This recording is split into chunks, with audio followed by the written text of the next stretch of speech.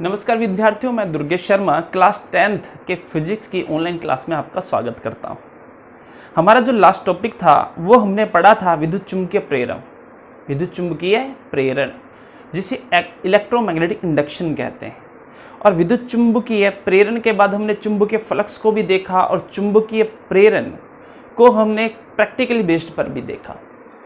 आज चुंबकीय प्रेरण पर आधारित जो युक्तियां काम में ली जाती हैं और जो हमारी 10th के सिलेबस में हम उनके बारे में आज बात करेंगे।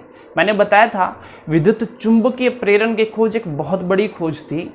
और विद्युत चुंबकीय प्रेरण की अगर हम बात करें तो जितनी जनरली चीज़ें हम यूज करते हैं, खासकर विद्युत मोटर है, विद्युत जनरेटर है, इसके अलावा ऊपर चलने वाला पंखा है, कोई भी चीज़ है, वो सब विद्युत चुंबकीय प्रेरण के सिद्धांत पर काम करती हैं, विद्युत चुंबकीय प्रेरण पर बेस्ड होती हैं। तो आज हम विद्युत चुम्बकीय प्रेरण पर आधारित जो युक्तियां हैं और जो हमारे सिलेबस में उसकी बात करेंगे। तो देखो, विद्युत चुम्बकीय प्रेरण के सिद्धांत पर मोटर है, जनरेटर है, मेनली जो है ये काम करते हैं। हर चीज में मोटर होती है, चाहे वो लिफ्टिंग मतलब कोई भी उठाने वाली कोई चीज हो, चाहे वो क्रेन हो, चाहे हम बात करें चाहे एक ट्रेन हो, ये सभी जो है मोटर या जनरेटर पर आधारित होती हैं। विवाह शादियों में भी क्या होता है, लाइट चली जाती है तो जनरेटर चलाते हैं, तो वहां पर भी विद्युत जनरेटर मतलब विद्युत चुंबकीय प्रेरण का यूज किया जाता है। तो आज हम विद्युत चुंबकीय प्रेरण पर आधारित युक्तियों की बात करेंगे। तो सबसे पहले विद्युत चुंबकीय प्रेरण की अगर बात करें तो मैंने तुम्हें बता दिया था विद्युत चुंबकीय प्रेरण होता क्या है। विद्युत चुंबकीय प्रेरण होता है यदि किसी चालक को चुंबकीय क्षेत्र में घुमाया जाए तो वो क्या करेगा, वो चालक जो है विद्युत चुंबकीय क्षेत्र मतलब चुंबकीय क्षेत्र रेखाओं का छेदन करेगा, कटान करेगा। और छेदन या कटान करने के बाद क्या होता है, प्रेरित विद्युत वाहक बल उत्पन्न होता है। फलस्वरूप प्रेरित विद्युत धारा भी पैदा होती है अगर परिपथ बंद हो तो, ठीक है ना। तो विद्युत चुंबकीय प्रेरण पर आधारित युक्ति की अगर हम बात करें तो आज सबसे पहले हमारा जो टॉपिक आता है वो है विद्युत जनित्र, जिसे हम इलेक्ट्रिक जनरेटर कहते हैं। क्या कहते हैं, इलेक्ट्रिक जनरेटर, ठीक है, विद्युत जनित्र। तो सबसे पहले हम देखें जनित्र होता क्या है, जनरेटर होता क्या है। तो देखो जनरेटर होता क्या है, तुमने देखा होगा जब जनरेटर को चलाया जाता है विवाह शादियों में, ऑटोमेटिकली भी आते हैं आजकल, लेकिन पहले क्या होता था, हम जब ट्रैक्टर को चलाया करते थे या फिर हम बात करें जनरेटर को चलाया करते थे तो कुछ इस तरीके से चाबी लगाया करते थे और इस तरीके से हाथ से घुमाया करते थे। और जैसे ही एक वो अपने रोटेशन को गेन कर लेता था तो फिर वो जो जनरेटर है मतलब उसकी जो मोटर है जनरेटर, वो चलता रहता था। जब तक चलता रहता था मतलब जब तक चालक घूमता रहता था तब तक चुंबकीय क्षेत्र रेखाओं में कटान होता रहता था, चुंबकीय क्षेत्र रेखाओं में परिवर्तन होता रहता था, चुंबकीय फ्लक्स में परिवर्तन होता था। फलस्वरूप तब तक ही विद्युत धारा प्रवाहित होती है या होती रहती थी या होती रहती है जब तक कोई जनरेटर चलता है लाइट जाने के बाद, ठीक है। अब उसको हम घुमाते हैं या तो डीजल की सहायता से या तो कोई और हम मिट्टी के तेल की सहायता से या हम कैरोसिन कह दें उसकी सहायता से हम उसे चलाते थे। ये मैन्युअली तो हम काफ़ी लंबे टाइम तक चला नहीं सकते, तो ये चीज़ है। तो आज हम पढ़ेंगे विद्युत जनित्र। सबसे पहले अगर बात करें जनित्र होता क्या है, जनरेटर होता क्या है, जनित्र। तो देखो, एक ऐसी विद्युत युक्ति जो यांत्रिक ऊर्जा को विद्युत ऊर्जा में परिवर्तित करे जनित्र कहलाती है, जनरेटर कहलाती है। कैसे, मैंने बताया था जनरेटर में क्या होता है, इस तरीके से चाबी देते हैं और ऐसे ऐसे करके हम उसको घुमाते रहते हैं और उसके बाद क्या होता है, वो जनरेटर जो है उसका जो आर्मेचर है वो इस तरीके से घूमता रहेगा, मतलब घूम रहा है, मतलब यांत्रिक ऊर्जा, और उसकी वजह से हमें विद्युत धारा प्राप्त हो रही है। जो हमारे घरों में लाइट आती है जनरेटर की वजह से, तो वो यांत्रिक ऊर्जा किस में परिवर्तित हो रही है, विद्युत ऊर्जा में। तो हम कह सकते हैं जनित्र क्या है, एक ऐसी युक्ति जो यांत्रिक ऊर्जा को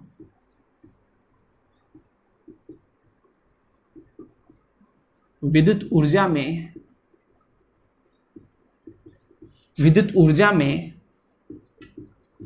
परिवर्तित करती है परिवर्तित करती है। क्या कहलाती है? जनित्र कहलाती है, जनरेटर कहलाती है। ये दो तरह के होते हैं, जनित्र भी दो तरह के होते हैं। एक है प्रत्यावर्ती धारा जनित्र,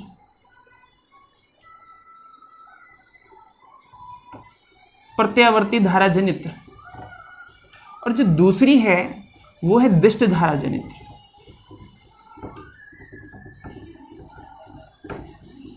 तो प्रत्यावर्ती धारा जनित इसे हम एसी जनरेटर कहते हैं, और दिष्ट धारा जनित्र को हम डीसी जनरेटर कहते हैं। इसको हम डीसी जनरेटर कहते हैं। अब प्रत्यावर्ती धारा जनित्र कहाँ यूज की जाती है? हमारे घरों में जितने भी विद्युत बल्ब हैं, पंखे हैं, जितने विद्युत उपकरण हैं, सब प्रत्यावर्ती धारा पर आधारित है। ध्यान देना, क्योंकि सबकी अलग अलग रिक्वायरमेंट होती है, रेटिंग होती है।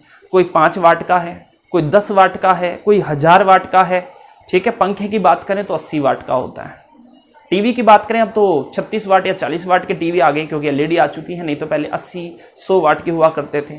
कूलर 250 वाट का होता है, फ्रिज 400 से 500 वाट का होता है, एसी अगर 3500 वाट का होता है, तो अलग अलग है। तो देखो, जो धारा है वो अलग अलग रिक्वायरमेंट के अकॉर्डिंग आती है, इसलिए हमारे घरों में प्रत्यावर्ती धारा का उपयोग किया जाता है। हमारे घरों में एसी धारा आती है, ना कि डीसी धारा होती है। डीसी का मतलब होता है एक समान धारा जो बदलती नहीं है।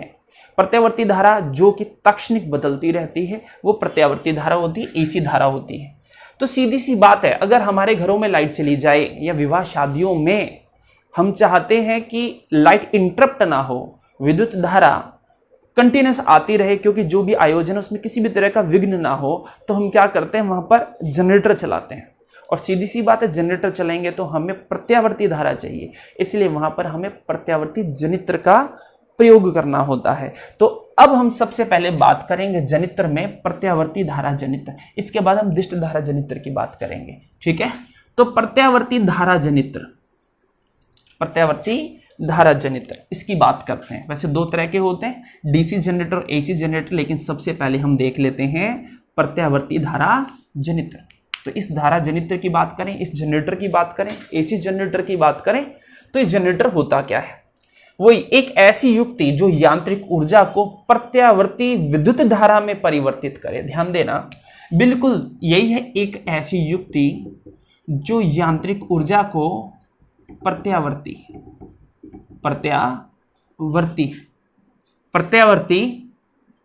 ठीक है, जो विद्युत जो प्रत्यावर्ती एसी धारा या प्रत्यावर्ती धारा में परिवर्तित करे,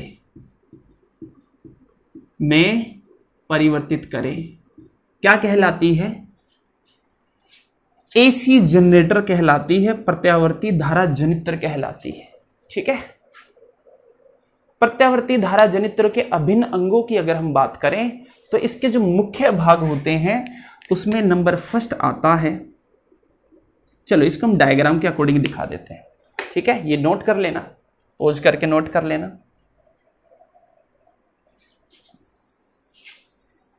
ठीक है, प्रत्यावर्ती धारा जनित्र की परिभाषा, तो हम बात कर रहे हैं एसी जनरेटर की। प्रत्यावर्ती धारा जनित्र, एसी जनरेटर, एसी जनरेटर। ठीक है, प्रत्यावर्ती धारा जनित्र, एसी जनरेटर।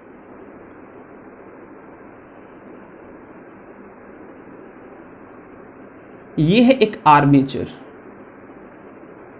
क्या है? आर्मेचर कुंडली कहते हैं इसको। ये एक आर्मेचर होती है।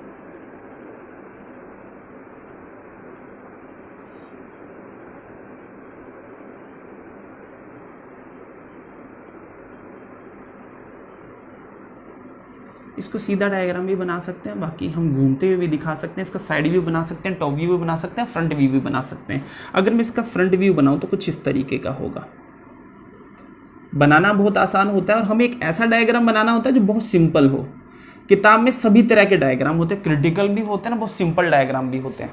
मैंने बताया था डायग्राम बनाने का तरीका होता है, उसके 3 व्यूज होते हैं, एक फ्रंट व्यूज, एक टॉप व्यूज, एक साइड व्यूज। रिक्वायरमेंट एग्जामिनर की कभी कोई रिक्वायरमेंट नहीं होती, हम किताब को कॉपी करने की कोशिश करते हैं, लेकिन जो फ्रंट व्यू है वो बनाना चाहिए, साइड व्यू बनाना चाहिए। टॉप व्यू में किसी भी पार्ट्स के बारे में कंप्लीटली पता नहीं लगता। जैसे हम इसकी बात करें, ठीक है, थोड़ा सा इसको लंबा बनाना चाहें तो लंबा भी बना सकते हैं।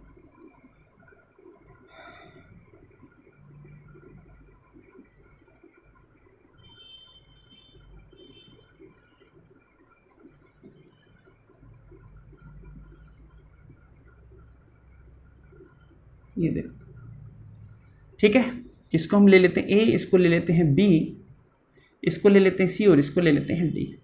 ये तो है एक आर्मेचर कुंडली, और ये होते हैं क्षेत्र चुंबक। बहुत शक्तिशाली क्षेत्र चुंबक होते हैं ये एन है, ये एस है, ठीक है। ये शक्तिशाली क्षेत्र चुंबक होते हैं। ये उत्तरी क्षेत्र चुंबक है और दक्षिणी क्षेत्र चुंबक है। इसके बाद यहां पर लगे होते हैं सर्पी बल्ले। चलो सर्पी बल्ले को मैं ब्लैक से दिखा देता हूं।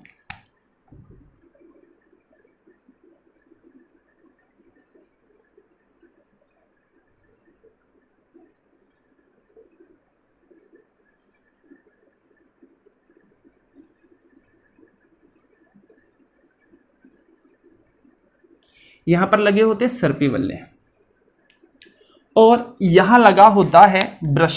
ये सर्पी बल्ले हैं S1 S2। यहां लगे होते हैं 2 ब्रश, और ब्रश का जो संबंध है वो हम लोड प्रतिरोध से कर देते हैं। इसको हम RL लिखते हैं। ये होता है लोड प्रतिरोध। लोड प्रतिरोध अभी तुम्हें समझ में नहीं आएगा, अभी मैं समझाऊंगा तब समझ में आएगा। लोड प्रतिरोध, ठीक है। ये है ब्रश। तो देखो,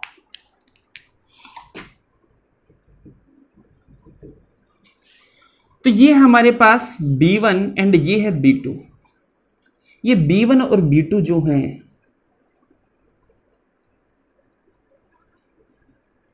ये है ब्रश।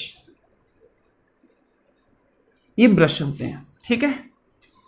ये S1 एंड S2 जो हैं, S1 एंड S2 ये होते हैं सर्पी वल्य। इन्हें सर्पी वल्य कहते हैं, या इसको इंग्लिश में कहें तो स्लिप रिंग कहते हैं। ब्रश को हिंदी में भी स्लिप रिंग कहते हैं। ये आर्मेचर होता है, ठीक है। ये होती है आर्मेचर कुंडली।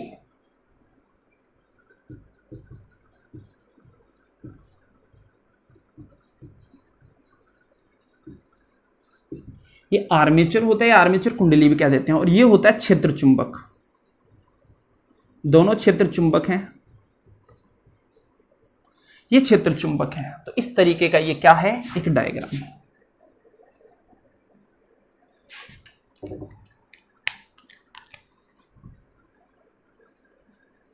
ठीक है।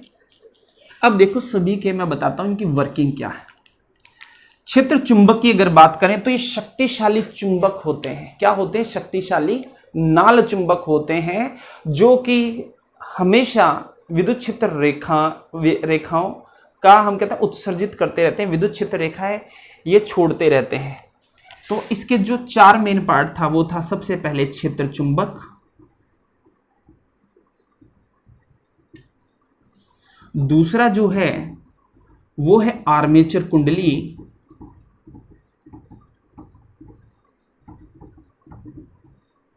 जो तीसरा है वो है हमारे पास स्लिप रिंग या सर्पी वल्य,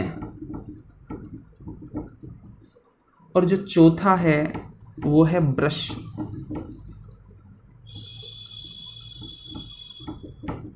ठीक है, ये 4 चीजें होती हैं। तो सबसे पहले अगर हम बात करें क्षेत्र चुंबक की, क्षेत्र चुंबक बड़े ही शक्तिशाली नरम लोहे के चुंबक होते हैं, या हम कहें बड़े शक्तिशाली चुंबक होते हैं, जिसमें से विद्युत क्षेत्र रेखाएं गुजरती रहती हैं, ये उत्सर्जित करते रहते हैं। लेकिन किस तरीके से, इनकी शेप इस तरीके से क्यों होती है? ये होते हैं अवतलाकार के। इनको अवतल आकार में काटा जाता है। बहुत ज्यादा डिटेल तुम्हारे सिलेबस में है नहीं, लेकिन फिर भी बता देता हूं। इन्हें अवतल आकार में इसलिए काटा जाता है ताकि ये तिर्य्यी चुंबकीय क्षेत्र पैदा करें। तिर्य्यी चुंबकीय क्षेत्र का मतलब है ज्यादा से ज्यादा चुंबकीय क्षेत्र रेखाएं जो हैं, ज्यादा से ज्यादा चुंबकीय क्षेत्र रेखाएं जो हैं वो कहां से गुजरें, ज्यादा से ज्यादा चुंबकीय क्षेत्र रेखाएं हैं वो इस आर्मेचर कुंडली में से गुजर सके, इसलिए हम इनको कुछ इसी शेप में लेते हैं, अवतल आकार शेप में लेते हैं। अगर बुक में नहीं भी दे रखी हो ऐसी चीज तो तुम्हें इसी तरीके का डायग्राम बनाना है, ठीक है ना। क्योंकि जितनी ज्यादा चुंबकीय क्षेत्र रेखाएं गुजरेंगी आर्मेचर कुंडली या चालक को घुमाने पर उतनी चुंबकीय क्षेत्र रेखाओं का छेदन होगा, उतना ज्यादा फ्लक्स में परिवर्तन होगा, उतना ज्यादा प्रेरित विद्युत वाहक बल उत्पन्न होगा और उतनी ही विद्युत धारा में उत्पन्न होगी। और हम चाहते हैं कि हम जनरेटर को धीरे घुमाकर ज्यादा से ज्यादा विद्युत धारा पैदा कर सकें, ठीक है ना। तो ये चीज है।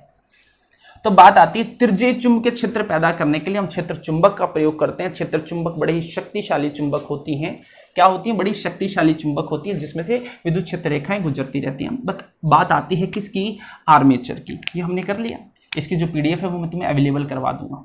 आर्मेचर कुंडली की अगर बात करें तो आर्मेचर कुंडली तांबे की कुंडली होती है, आयताकार कुंडली होती है। ये तांबे की एक आयताकार कुंडली होती है। इसमें क्या नर्म लोहे पर विद्युत रुद्ध तार मतलब तांबे के तार लिपटे हुए होते हैं।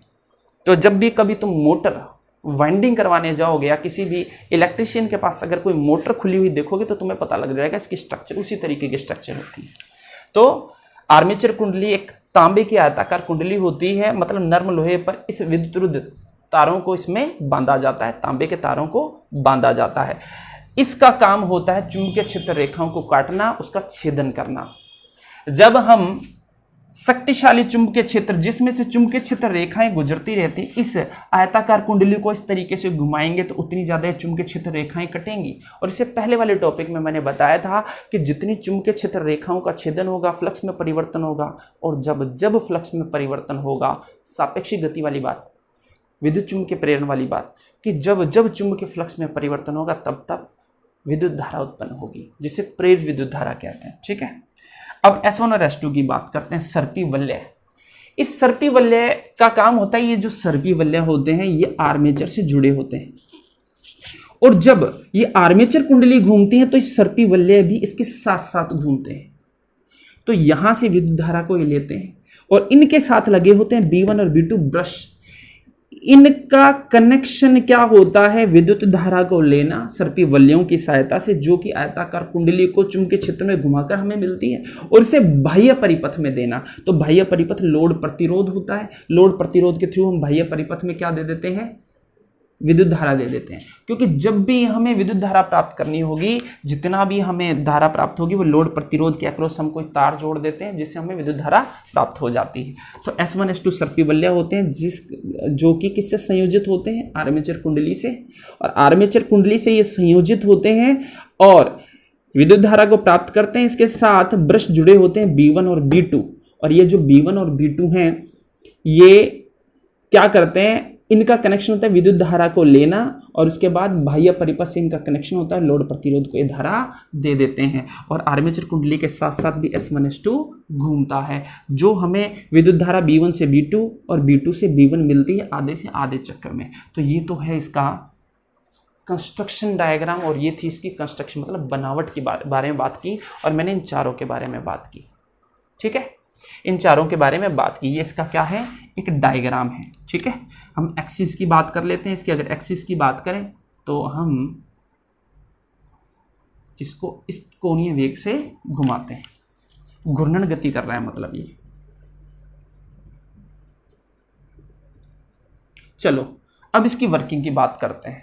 वर्किंग को भी बहुत अच्छे तरीके से सुनना है, क्योंकि मैं लिखाने बैठ जाऊं तो काफ़ी लंबा टॉपिक हो जाएगा। अगर मैं तुम्हें बताया, मैं पीडीएफ तुम्हें अवेलेबल करवा दूंगा। अब क्या होता है? शक्तिशाली चुंबकीय क्षेत्र के बीच में जब इस आर्मेचर कुंडली को घुमाया जाता है तो चुंबकीय क्षेत्र रेखाओं का इस आयताकार कुंडली आर्मेचर के द्वारा छेदन होता है, कटान होता है। देखो ये कटने लग जाती है चुंबकीय क्षेत्र रेखाएं। तो जब जब ये घूमता रहेगा तब तक ही चुंबकीय क्षेत्र रेखाओं का छेदन होगा, और जैसे ही चुंबकीय क्षेत्र रेखाओं का छेदन होगा तो चुंबकीय फ्लक्स में परिवर्तन होगा। इस चुंबकीय क्षेत्र रेखाओं में कमी या वृद्धि होगी, जिसकी वजह से S1 और S2 में हम कह सकते हैं कि प्रेरित विद्युत वाहक बल उत्पन्न होगा, जो कि ब्रश B1 और B2 के थ्रू लोड प्रतिरोध में प्राप्त होगा। अब क्या होता है, जैसे ही आधा चक्र होता है, तो मैं आधे चक्र की अगर बारे में बात बताऊं तो आधा चक्र हम इसको ले लेते हैं, ठीक है। तो देखो इस तरीके से होता है, ये N और S शक्तिशाली चुंबक है, इसमें इस तरीके से कुंडली होती है। जैसे ही आधा चक्र पूरा करती है, अब देखो इस टाइम क्या होता है, जैसे अगर इस वाली कंडीशन में देखें तो ज्यादा से ज्यादा चुंबकीय क्षेत्र रेखाओं को रोका जाता है, और जैसे जैसे चुंबकीय क्षेत्र रेखाओं को रोकेगा तो सबसे ज्यादा चुंबकीय क्षेत्र रेखाएं यहाँ पर अवरुद्ध होंगी, और जितनी ज्यादा चुंबकीय क्षेत्र रेखाएं अवरुद्ध होंगी या कटेंगी उतना ही ज्यादा प्रेरित विद्युत वाहक बल उत्पन्न होगा। ये तो आधे चक्र की बात है, और आधे चक्र के लिए विद्युत धारा प्रवाहित होती है। फिर इस तरीके से इसकी कंडीशन हो जाती है घूम के, और इस तरीके से घूमने के बाद क्या होता है, ज्यादा से ज्यादा चुंबकीय क्षेत्र रेखाएं अब पास होने लगेंगी, तो मतलब अब प्रेरित विद्युत वाहक बल का मान कम हो जाएगा। अब क्या है, एक बार तो ये घूम के इस साइड आ गई, ये आधा चक्र। अब क्या हो गया, इस कंडीशन में S1 S2 भी इसके साथ घूमता है और धारा B1 से B2 की ओर बहती है, और बाकी का जो आधा चक्र है तो अब ये दोबारा अपनी इस तरीके से आएगी, ज्यादा ज्यादा चुंबकीय क्षेत्र रेखाओं को रोकेगी, काटेगी, फिर प्रेरित विद्युत वाहक बल बहुत ज्यादा होगा, और उसके बाद फिर अपनी मूल स्थिति में आ जाएगी जहां से स्टार्ट हुई थी, और फिर चुंबकीय क्षेत्र रेखाएं सबसे ज्यादा प्रभावित होंगी और प्रेरित विद्युत वाहक बल बहुत कम होगा। और इस तरीके से हम देख सकते हैं कि आधे चक्र के लिए मैक्सिमम, फिर जीरो, फिर आधे चक्र के लिए हम कहें तो जीरो से यहां पर हम कहेंगे कि ये मैक्सिमम हो जाएगी प्रेरित विद्युत वाहक, यहाँ मैक्सिमम या फिर जीरो, फिर यहाँ पर भी मैक्सिमम होगी लेकिन ये ऋणात्मक में होगी, और इस तरीके से हम कह सकते हैं जीरो से T/T और ये T। आधे चक्र में मैक्सिमम से फिर जीरो आती है, और बाकी के आधे चक्र में फिर मैक्सिमम से फिर जीरो आती है, और इस तरीके से प्रेरित विद्युत वाहक बल पैदा होती है। क्योंकि ये बंद परिपथ है तो प्रेरित धारा भी पैदा होती है, जिसकी आवृत्ति होती है